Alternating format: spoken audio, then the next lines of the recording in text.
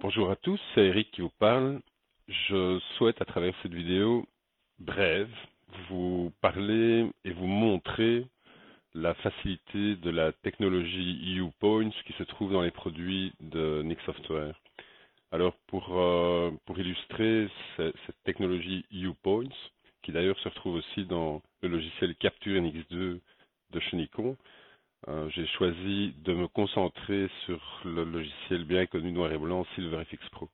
Alors pour le moment, à l'écran, vous avez une version d'aperture et une photo que j'ai prise au Festival Vapeur cette année en compagnie de Patrice, pour ceux qui le connaissent. Alors en soi, la photo ici, comme elle est à l'écran pour l'instant, peut paraître relativement banale, et elle l'est. Il y a peu de structure dans le ciel, les contrastes sont relativement faibles, il y a peu de structure, peu de dimensions finalement, peu de profondeur. Donc, euh, on va voir comment les U-Points vont nous aider à un peu dynamiser ça. Alors, j'ai déjà préparé, pour gagner du temps, euh, une version noir et blanc que j'ai travaillée. Donc, ici, cette version est déjà travaillée. Je vais vous montrer la version originale telle que SilverFX Pro l'a convertie en standard à partir du fichier RAW qui se trouve dans Aperture. Donc, je clique sur Comparer. Voilà. Donc, ça, c'est la version brute, je dirais, de simple conversion en désaturation de ce qui existe. Vous voyez que c'est relativement plat, il n'y a rien d'extraordinaire. Après un travail, voilà ce que ça donne déjà. Donc le travail qui est fait ici est fait essentiellement dans la série des premiers paramètres, mais c'est pas du tout le but de, de cette vidéo de vous montrer ça.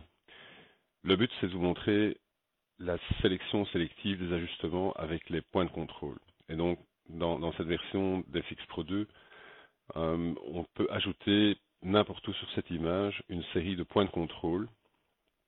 Et ce qui m'intéresse en fait ici, c'est de donner de la structure et de la profondeur à cette colonne de fumée qui sort de cette magnifique locomotive. Parce que je voudrais lui donner plus d'importance, plus d'impact.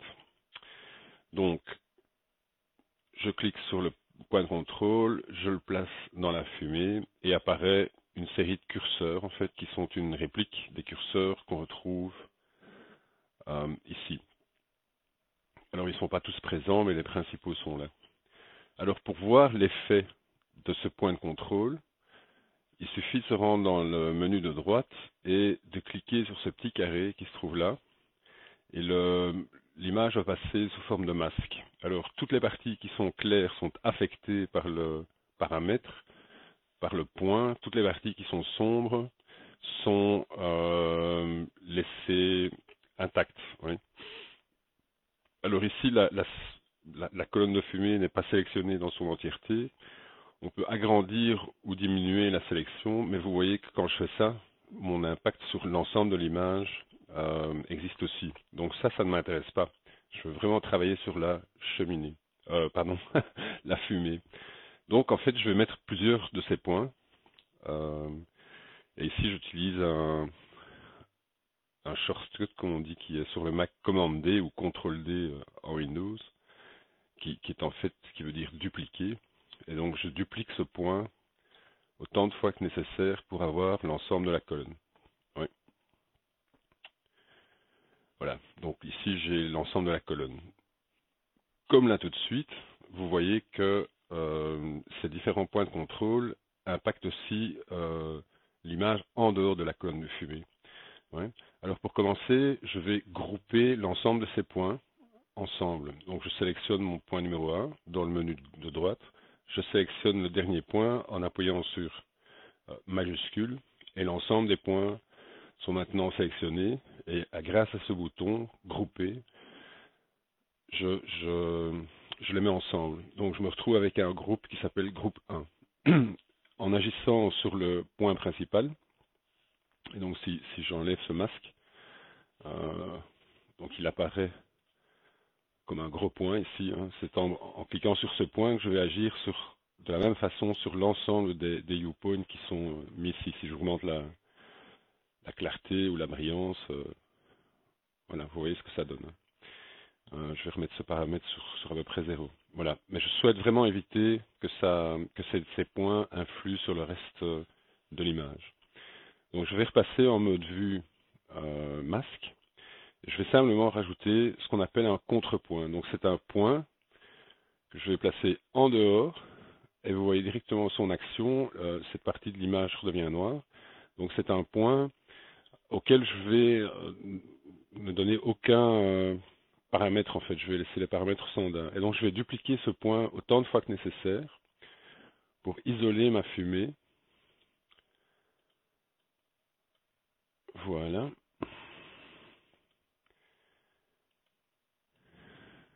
Ouais, je pourrais peut-être d'ailleurs l'agrandir comme ça, mais son impact serait quand même trop grand.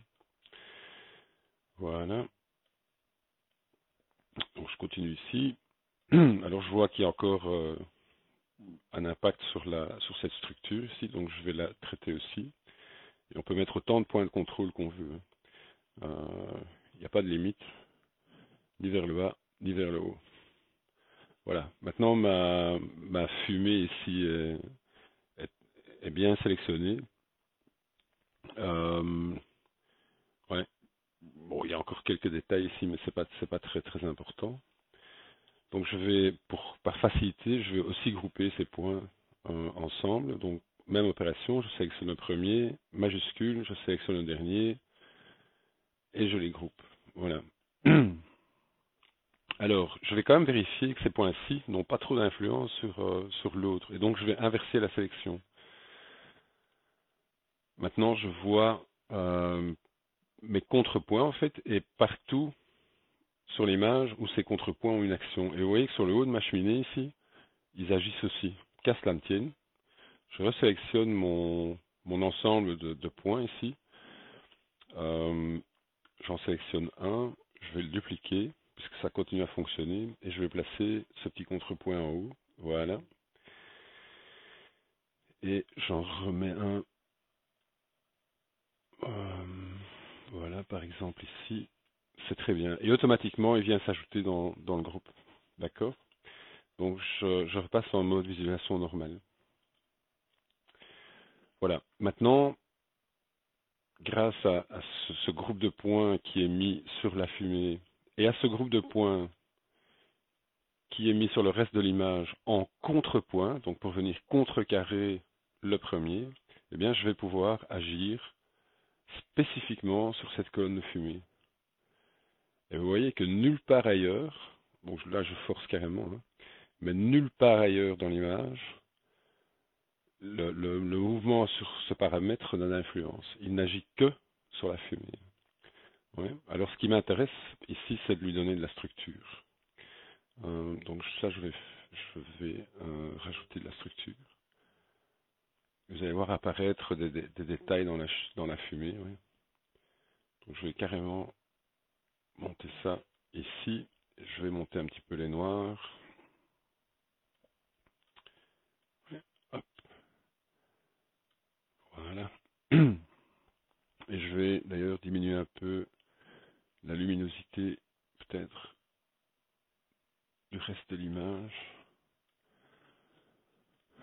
Voilà. Alors, l'image ici a beaucoup plus d'impact et de profondeur, vous voyez, que l'image originale.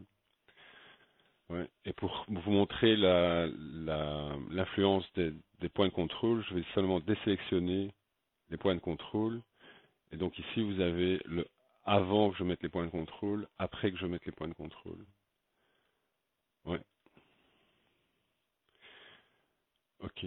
Donc ici, en finition, je pourrais encore dire que je voudrais un peu éclaircir la locomotive, mais ça n'a plus rien à voir avec la fumée de ma cheminée. Et donc je vais simplement un peu augmenter la luminosité pour mettre cette locomotive un peu plus en évidence. Voilà. Et maintenant, ce qui est important, c'est que si vous retournez sur des ajustements globaux, ces ajustements-ci qui se trouvent dans la colonne de droite vont agir sur l'ensemble de l'image. Ouais. Donc si je diminue le contraste, ce sera bien de nouveau de manière globale, tandis que les viewpoints fonctionnent de manière sélective. C'est ce que je voulais vous montrer et simplement vous expliquer que en une minute, en fait, quand vous avez l'habitude, ici c'est parce que je parle en même temps et que je vous montre, mais quand vous avez l'habitude, sélectionner une zone complexe, tortueuse, etc. avec les viewpoints, c'est extrêmement facile. Dans Photoshop, par exemple, vous auriez à faire une sorte de détourage. Donc, pour le faire avec précision, ça dure très longtemps. Et dans Lightroom, vous devriez fonctionner avec des pinceaux. Mais les pinceaux ne sélectionnent pas toutes ces zones qui s'écartent en fait de la colonne principale.